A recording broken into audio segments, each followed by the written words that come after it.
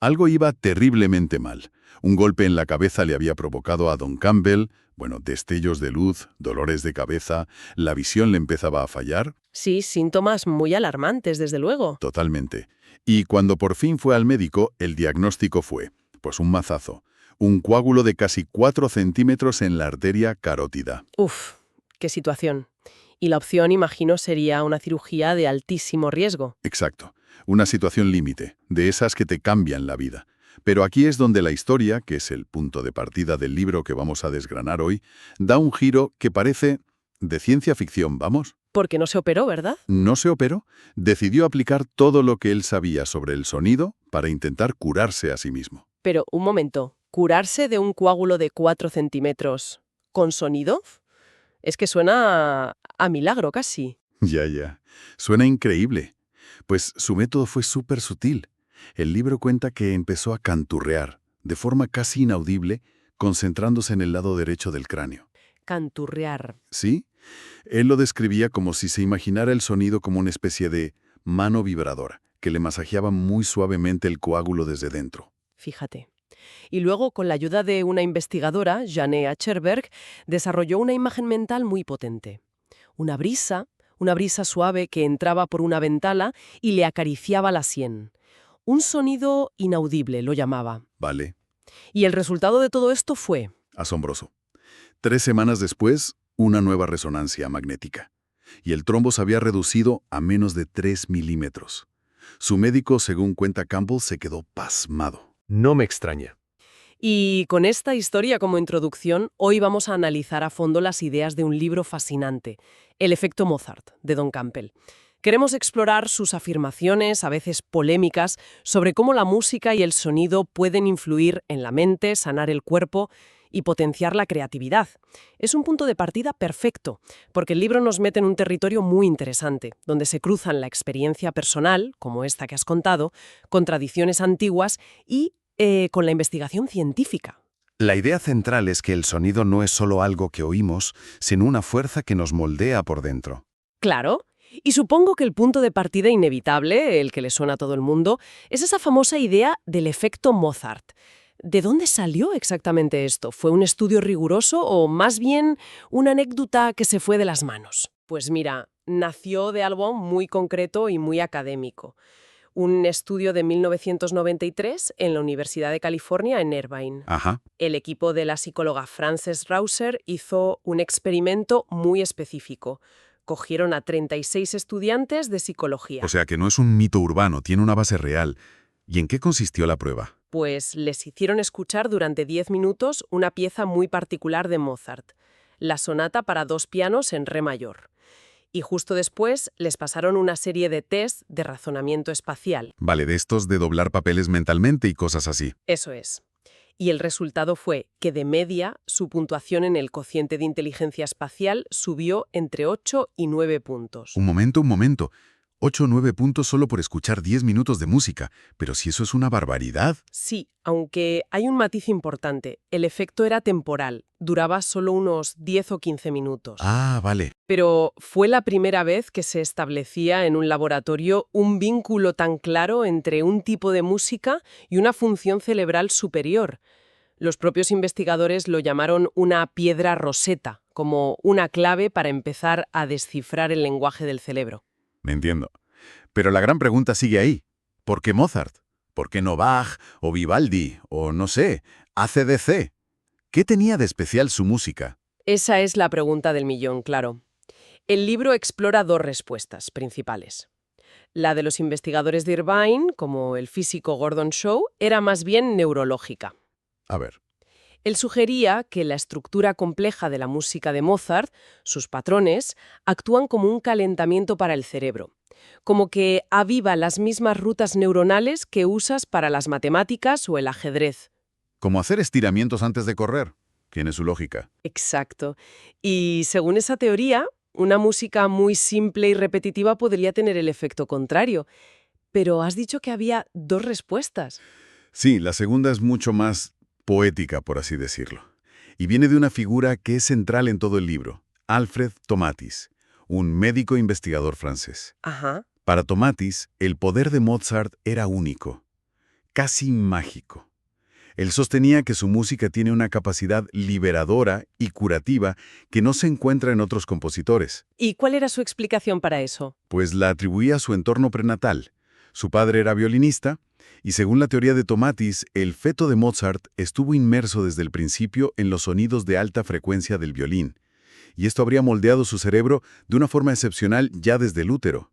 Es una teoría fascinante, aunque supongo que imposible de demostrar, claro. Desde luego. Lo que sí es demostrable es que la idea se hizo increíblemente popular. El libro recopila unas anécdotas que son para no creérselas.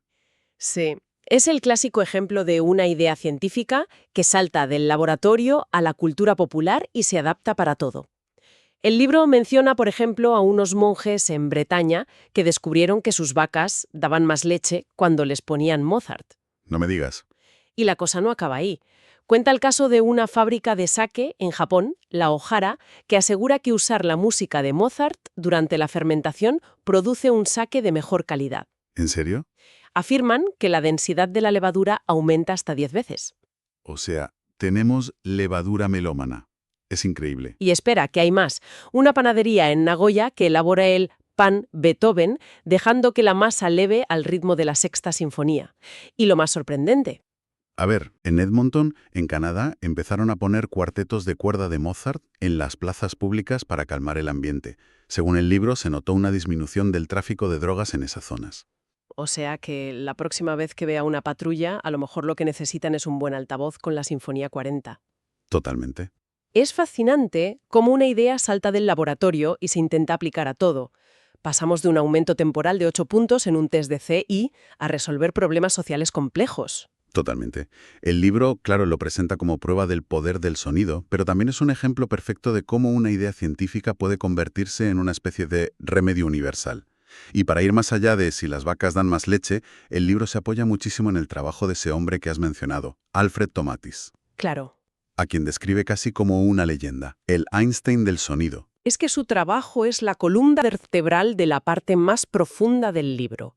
Su aportación más revolucionaria, que en su día chocó con todo lo establecido, fue reconocer que el feto oye en el útero. Ujú. Y no solo eso, sino que esa escucha es fundamental para su desarrollo. El libro detalla que el oído empieza a formarse en la 10ª semana y es plenamente funcional a los 4 meses y medio. Y a partir de ahí, desarrolla un concepto que a mí me pareció precioso, el cordón umbilical sónico. Exacto. La teoría de Tomatis, que es potentísima, es que la voz de la madre es como un primer alimento para el bebé. El feto la oye constantemente, pero filtrada por el líquido amniótico que elimina las frecuencias bajas. Claro. Es una voz aguda, melódica, que le proporciona una sensación primaria de seguridad y conexión. Es nuestro primer lenguaje. Y esta idea es la base de una de sus terapias más famosas, el renacimiento sónico, que el libro ilustra con una historia que de verdad se me quedó grabada. La del niño autista. Es un caso clínico que parece casi una escena de película. Cuéntala, porque es que es potentísima. Pues se trataba de un niño de unos 12 años con autismo que no tenía ningún tipo de vínculo afectivo con su madre. La rechazaba por completo, no había contacto físico, ni visual, nada. Qué duro. Tomatis decidió probar un experimento radical. Grabó la voz de la madre y la filtró electrónicamente para que sonara exactamente como la oiría un feto dentro del útero. Le quitó los graves, básicamente. Eso es. Entonces, en una sesión, con la madre y la psiquiatra del niño presentes, le puso esa grabación al chico con unos auriculares. La reacción fue inmediata y sobrecogedora. El niño, que estaba en el suelo, se levantó de un salto y fue a apagar la luz. Como recreando la oscuridad del útero. Increíble. La cinta seguía sonando. Y entonces, por primera vez en su vida, el niño se acercó a su madre. Se sentó en su regazo, le cogió los brazos para que lo rodeara en un abrazo y empezó a chuparse el pulgar, en postura fetal. Madre mía. Permaneció así, en completa calma, hasta que la grabación terminó. ¡Qué momento! Para esa madre debió de ser. Todo. Fue el primer contacto real con su hijo.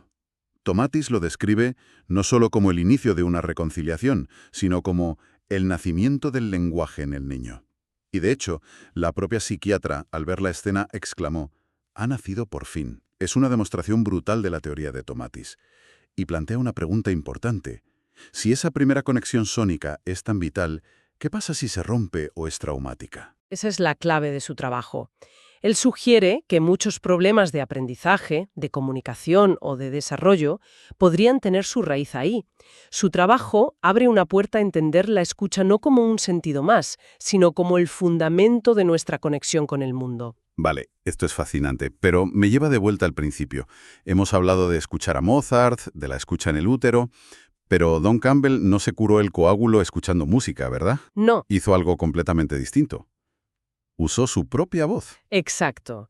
Y aquí es donde el libro nos lleva del sonido externo al instrumento que todos llevamos dentro.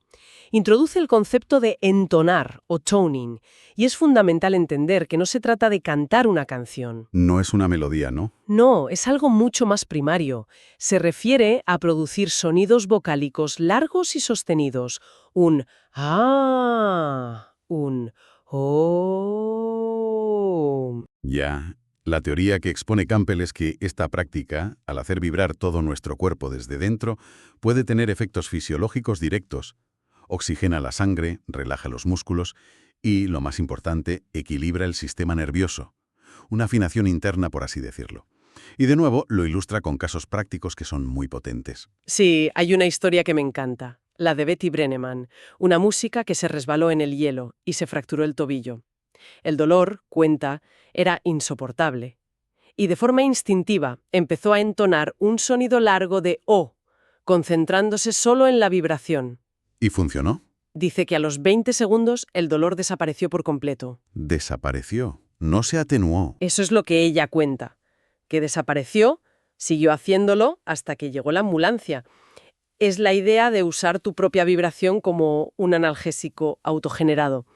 Hay otro caso, el de Celia Mantrozos, que se recuperaba de una operación de un tumor cerebral. Ajá. Usó el canturreo para controlar el dolor posoperatorio, hasta tal punto que no necesitó analgésicos. Dejó al personal del hospital alucinado.